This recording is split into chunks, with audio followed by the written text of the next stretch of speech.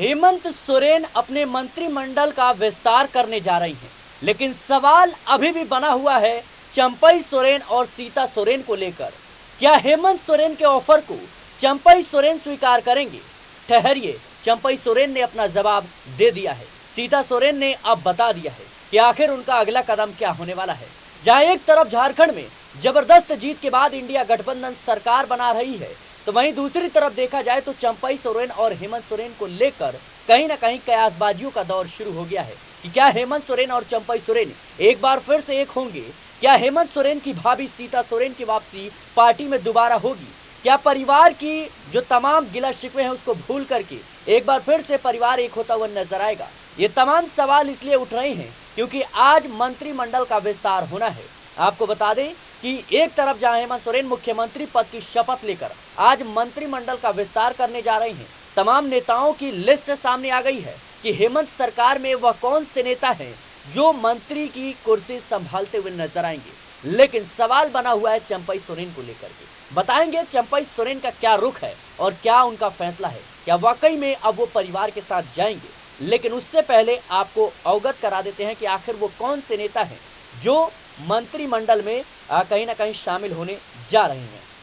आपको बता दें सबसे पहले जेएमएम के वह कौन से नेता हैं, तो बता दें कि सुदिव्य कुमार सोनू, चमरा लिंडा, हफीजुल हसन, रामदास सोरेन, दीपक बरुआ, योगेंद्र प्रसाद, राधा कृष्ण किशोर। वहीं बता दें कि कांग्रेस के हैं राधा कृष्ण किशोर, इरफान अंसारी, दीपिका पांडे और शिल्पी नेहा तिर्की। वहीं राजद यानी लालू यादव की आरजेडी के पार्टी के एक मंत्री हैं, वो नाम है संजय प्रसाद यादव। लेकिन आखिर अब चंपई सोरेन का इस लिस्ट में नाम क्यों है? क्या चंपई सोरेन ने हेमंत सोरेन के तमाम ऑफर को ठुकरा दिया है? क्या चंपई सोरेन ने तमाम ऑफर को अस्वीकार कर दिया है? ये तमाम सवाल इसलिए पूछे जा रहे हैं क्योंकि चंपई सोरेन पर लगातार हेमंत सोरेन डोरे डाल रहे थे, लगातार तमाम ऑफर दिए जा रहे थे, लेकिन इसके बावजूद सवाल बना हुआ है चंपई सोरेन को लेकर। दर्शकों, हमारे साथ नाजमीन मौजूद हैं। नाजमीन जो हमारी सहयोगी है, झारखंड की राजनीति को बारीकी से समझती हैं। नाजमीन, जिस तरीके से देखा जाए तो चंपई सोरेन की वापसी को लेकर लगातार कयास लगाए जा रहे हैं। आज मंत्रिमंडल का विस्तार होना है, लेकिन उससे पहले जो बयान चंपई सोरेन का आया है उसको एक बार पढ़ देते हैं। आपको बता दें कि चंपई सोरेन ने ट्वीट कर कहा, कभी अफवाहों तो कभी पुराने वीडियोस के जरिए भ्रम फैलाने वालों को सीधा संदेश। पुराने दल में अपमान होने के बाद भाजपा में शामिल होने का मेरा फैसला कोई गलती नहीं थी, बल्कि पूरी तरह से सोच समझ कर निर्णय लिया गया है। आप हजार साजिशें कर लो, लाख अफवाहें फैला लो, लेकिन एक बार जिस राह को छोड़ दिया उस पर वापसी की कोई गुंजाइश नहीं है। यानी सीधे तौर पर नाजमीन जिस तरीके से बयान आया है, अपने आप में नाराजगी झलक रही है, अपने आप में वो तमाम गिले शिकवे झलक रहे हैं जिसके जरिए चंपई सोरेन ने भारतीय जनता पार्टी में शामिल होने का फैसला लिया था। कैसे देख रही हैं इस बयान को? क्या इस बयान के जरिए अब ये समझा जाए कि चंपई सोरेन ने वो फैसला कर लिया कि जिंदगी में कभी भी अब हेमंत सोरेन के साथ नहीं जाने वाली? देखिए सिराज, ये बात तो हम सबको मालूम है कि राजनीति में दिए गए बयान और लिए गए फैसले अडीग नहीं होते हैं। जी बिल्कुल। जो आज बयान है, आज से कुछ दिनों बाद उन बयानों को अफसोस जताते हुए दूसरे दल में शामिल होते हुए भी कई चेहरे हमने देखे हैं और कई राजनीतिक दलों के गठबंधन भी हमने देखे हैं जो रातों रात सरकार बनाने से लेकर सरकार बिगाड़ने तक बड़ा योगदान देते हुए नजर आते हैं। और चंपई सोरेन की बात करें तो झारखंड के टाइगर कहे जाते हैं। चंपई सोरेन की बात करें तो झारखंड को अलग राज्य बनाने से लेकर झारखंड मुक्ति मोर्चा की स्थापना तक चंपई सोरेन ने अपना योगदान जरूर दिया है। शिबू सोरेन के साथ चंपई सोरेन कदम के साथ कदम मिलाते हुए देखे गए हैं, लेकिन चंपई सोरेन का ये कहना कि वो झारखंड मुक्ति मोर्चा में वापसी नहीं करेंगे, ये बयान से मैं कहीं ना कहीं संतुष्ट नजर नहीं आती हूँ। देखिए, वो आपका परिवार है, आप उस परिवार से तब से जुड़े हुए हैं जब इस पार्टी की स्थापना हुई है, जब झारखंड बिहार से अलग हुआ है, तब से चंपई सोरेन उनके साथ देखे गए हैं। आज यही तो मौका था कि चंपई सोरेन को हेमंत सोरेन ने अपने ऊपर लगे आरोपों के बाद सीएम की जो जिम्मेदारी थी उन्हें सौंप दी थी, लेकिन जैसे ही जेल से रिहा हुए तो एक दावेदार के रूप में चंपई सोरेन को ना वहां पर हटाने की साजिश की गई थी, बल्कि ये कहा गया था कि मुख्यमंत्री की कुर्सी वो एक दायित्व के रूप में सौंप कर गए थे, जी। ना कि आपको पूरी तरह से उस कुर्सी का जिम्मेदार ठहरा दिया गया था। जी। सिर्फ आपको राज्य को संभालने के लिए, कुर्सी को संभालने के लिए दिया गया था, लेकिन आपने सोचा कि मुख्यमंत्री बनाया गया है तो मुख्यमंत्री की कुर्सी अब मुझसे कोई नहीं छीन सकता है।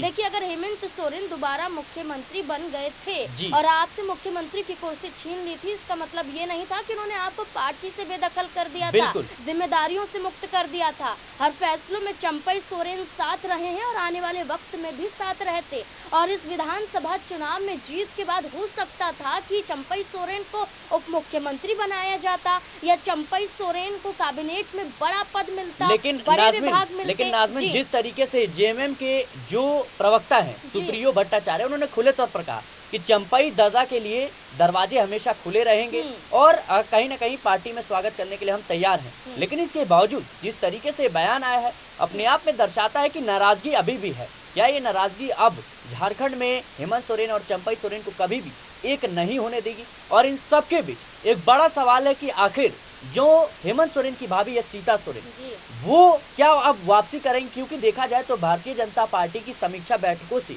वो दूरी बना रही है। क्या ये संकेत है कि वो परिवार में जाएंगी? देखिए, आपने दो सवाल पूछे, चंपई सोरेन की वापसी और सीता सोरेन जो परिवार का हिस्सा है। चंपई सोरेन को लेकर हम जिक्र करते हुए नजर आ रहे थे और आगे भी हम थोड़ा सा जिक्र कर लेते हैं। जिस तरीके से चंपई सोरेन ने कहा कि मैं बच्चा थोड़ी हूँ, मेरा अपमान हुआ है, जिस पार्टी का मैंने हर कदम पर साथ दिया उन्होंने मेरा अपमान किया है। बच्चा नहीं हूँ, फैसला लिया गया है, अपने फैसले पर अड़िग हूँ, लेकिन देखा जाए तो चंपई सोरेन को बीजेपी में रहकर भी क्या मिलता। देखिए, विधानसभा चुनाव में चंपई सोरेन कोई सीएम चेहरा तो थे नहीं। चंपई सोरेन को लेकर ये तो बीजेपी ने नहीं कहा था कि हम उन्हें मुख्यमंत्री बना देंगे, या बीजेपी में पुराने दिग्गज चेहरे जैसे कि बाबूलाल मरांडी अगर मुख्यमंत्री की रेस में आगे देखे जाएंगे तो चंपई सोरेन का कोई वजूद भारतीय जनता पार्टी में नजर नहीं आता। यानी कि साफ तौर पर कह दें कि अगर बीजेपी में चंपई सोरेन आए हैं तो चंपई सोरेन हाल ही में आए हैं, उससे पहले कई दिग्गज नेता बैठे हुए हैं, वो जिम्मेदारियों को निभाएंगे, ना कि आप। अभी भी नेता प्रतिपक्ष को लेकर भी चयन होना है। चंपई सोरेन का जिक्र नहीं है, लेकिन बाबूलाल मरांडी का जिक्र होता हुआ नजर आता है। तो आप समझ सकते हैं कि झारखंड मुक्ति मोर्चा में सम्मान, कद, पद और मद सब मिलता, लेकिन भारतीय जनता पार्टी में चंपई सोरेन को कुछ नहीं मिलने वाला। दूसरी बात यह है कि सीता सोरेन का जिक्र करें तो सीता सोरेन ने खुद कई बड़े उदाहरण दे दिए और कई ऐसी घटनाएं झारखंड में घटती हुई नजर आई, जिस आधार पर कहा जा रहा है कि भारतीय जनता पार्टी का हिस्सा सीता सोरेन है, लेकिन सीता सोरेन को नजरअंदाज खुद भारतीय जनता पार्टी करती हुई नजर आ रही है।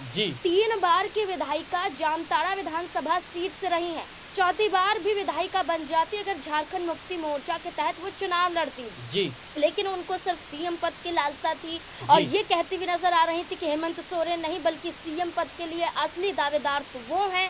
और ये देखिए, दुर्गा सोरेन की पत्नी होने के नाते अपने आप को सीएम पद की दावेदार बताती हुई नजर आई, लेकिन अपनी विधानसभा सीट ही नहीं बचा पाई। तो देखिए, 2 बड़े चेहरे थे झारखंड मुक्ति मोर्चा से, चंपई सोरेन, सीता सोरेन, जो बीजेपी में गए। चंपई सोरेन का जिक्र कर लिया, नेता प्रतिपक्ष के रूप में भी नाम नहीं है, जीत के बावजूद भी। सीता सोरेन जामताड़ा विधानसभा सीट से हार जाती हैं और उनकी तीनों बेटियां जामताड़ा विधानसभा सीट पर मौजूद रहती हैं, क्षेत्र में मौजूद रहती हैं जब काउंटिंग चल रही थी। जैसे ही रिजल्ट सामने आ जाता है तो कांग्रेस के कई समर्थकों द्वारा उनकी बेटी के साथ दुर्व्यवहार किया जाता है। बीजेपी में इतनी क्षमता नहीं है झारखंड में कि उनकी बेटियों के सम्मान के लिए या उनकी बेटियों की इज्जत के लिए आवाज भी बुलंद कर पाए। सीता सोरेन ने तो ये तक कह दिया कि जो दुर्गा सोरेन है अपने पिता के नेतृत्व पे उनकी बेटियां चलती हुई नजर आई हैं और आज भी डटकर मुकाबला कर रही हैं। ये शब्द तो बीजेपी भी कह सकती थी, बीजेपी ये भी कह सकती थी कि कांग्रेस पार्टी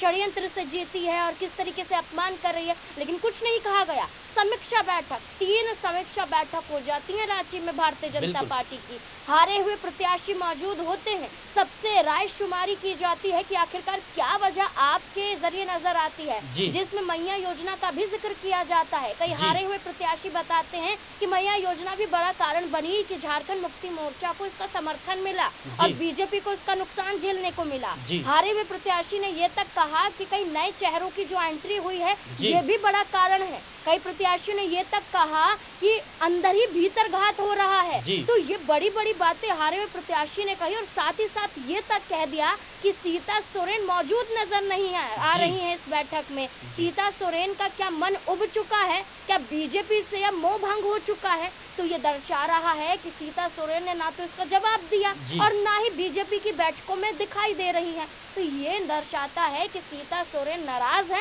या सीता सोरेन को एहसास हो रहा है कि बीजेपी में जाकर उन्होंने गलती कर दी। और ये चंपई सोरेन के शब्द हैं जो आज कुछ और हैं, आने वाले वक्त में कुछ और भी हो सकते हैं अगर नेता प्रतिपक्ष के रूप में उनका नाम आगे नहीं किया गया था। जी बिल्कुल नाज़मीन, आपका बहुत बहुत शुक्रिया हमारे साथ जुड़ने के लिए। और जाहिर सी बात है कि जिस तरीके से झारखंड की राजनीति में इस वक्त कई बड़े उलटफेर के संकेत नजर आ रहे हैं और खास तौर पर सीता सोरेन और चंपई सोरेन पर सबकी निगाहें टिकी हुई हैं, लेकिन जिस तरीके से देखा जाए तो आज मंत्रिमंडल का विस्तार हेमंत सोरेन करने जा रहे हैं, लेकिन इसी बीच चंपई सोरेन का जो बयान सामने आया है अपने आप में स्पष्ट कर देता है कि चंपई सोरेन किसी भी कीमत पर समझौता नहीं करने वाले। और कहीं ना कहीं अब सीता सोरेन को लेकर कयास लगाए जा रहे हैं। सीता सोरेन भारतीय जनता पार्टी की बैठकों से दूरी बना रही हैं। अब देखना होगा कि इन तमाम कयासों के बीच जो सीता सोरेन है उनका फैसला क्या कुछ कहता है। फिलहाल के लिए इस रिपोर्ट में इतना ही। देश और दुनिया की तमाम खबरों के लिए बने रहे नेक्स्ट 9 पॉलिटिकल बाइट के साथ।